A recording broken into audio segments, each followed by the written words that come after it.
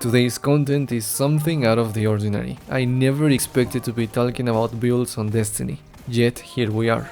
Arguably the game has never had this much depth, and now there's even venues for messing around with gear and mod setups. Which is great because it allows you to get creative with your playstyle and in turn makes the game more fun to play, at least in my opinion. So let us talk about the stuff that is currently going on the screen. It's one big fat mess, but it all comes together, so bear with me, alright? This build is for hunters and we're specifically playing a Void subclass. We're gonna be using Ariana's Bow and an aggressive frame hand cannon. To maximize their performance, we're gonna be using Lucky Pants. Its unique perk, illegally modded holster, loads one round into the chamber of a stowed hand cannon on precision hit. At the same time, hand cannons ready faster and are more accurate after we swap to them for a short time. Ariana's Vow is great for hitting elites and majors. Hydras and knights, for example, are easy to deal with thanks to the Space Deagle. However, it reloads extremely slow and it only has 6 shots unless you have the catalyst. With Lucky Pants, our main hand cannon keeps Ariana's Bow full and ready to deal damage whenever we pull it out. Precision is a bit mandatory in the build, so make sure you're not hitting blanks or you're gonna get caught with your pants down.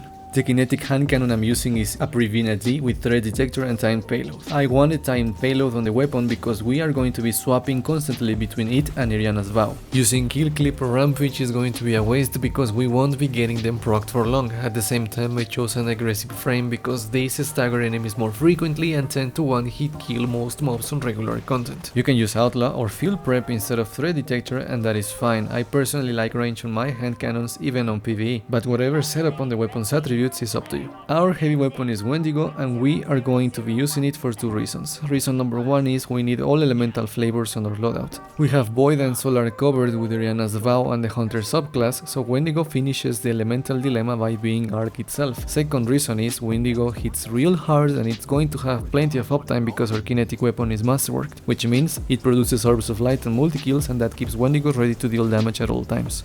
Now that's not all that constitutes the build. Thanks to the artifact mods and some changes to the Hunter's way of the Pathfinder, we get a lot of mileage out of our setup if we invest into using Oppressive Darkness. Oppressive Darkness is a debuff that is applied when you hit enemies with void grenades that weakens them, allowing you to deal 30% increased damage against the afflicted enemy. To sustain our grenades, we rely on Way of the Pathfinder. Chuck a nade at enemies to weaken them thanks to Oppressive Darkness, and then, thanks to Combat Provision, throwing a smoke bomb at nearby allies gives you a chunk of grenade energy back.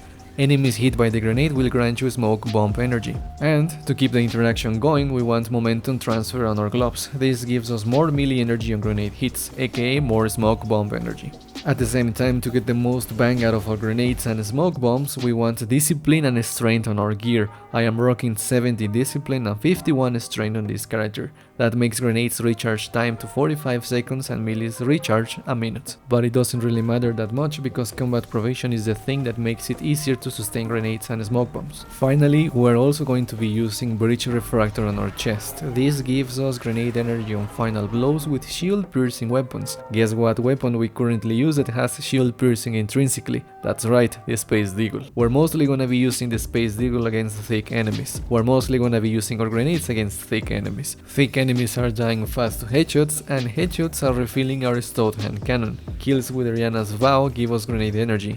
Then we use that grenade to weaken even more enemies. It's a very enjoyable combat loop because it makes us pretty competent on our own, and the only use for our blueberry friends is standing still to receive invisibility, which in turn is giving us back some grenade energy. Actually, I lied, there is another mod that we're gonna be using and that is Overload grenades. We use these to stun Overload champions. Overload champions are easy to deal with thanks to the interactions we're playing with. They are gonna be weakened by the Void grenades, stunned thanks to Overload, and if they die to Ariana's Vow, we get grenade energy. Easy peasy. Also, we are a Void Hunter with a tether. Yeah, our tether's duration is not as long, nor is it as efficient as the other one, but we have 6 shots for it, and we can weaken and damage enemies with it. It's not the highlight of our build, but it's yet another tool that enables us when we fight stuff. Now for some closing thoughts. Pribina-D was not my first option. I used the Duke with kill clip and rapid hit for a good chunk of time. It wasn't bad at all, but the kill clip was barely getting used, and while rampage would have been a bit more useful, in the end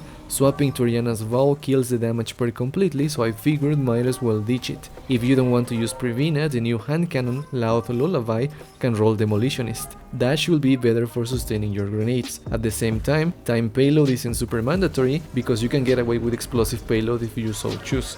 With the nerfs to damage perks, I guess it was time to experiment with other stuff. Pribina-D is a fun weapon to use, and it's very rare to come across another person using it. In fact, I wanted Grimil's dagger from this Iron Banner with time payload just for bragging rights, but that didn't happen, which was a bummer.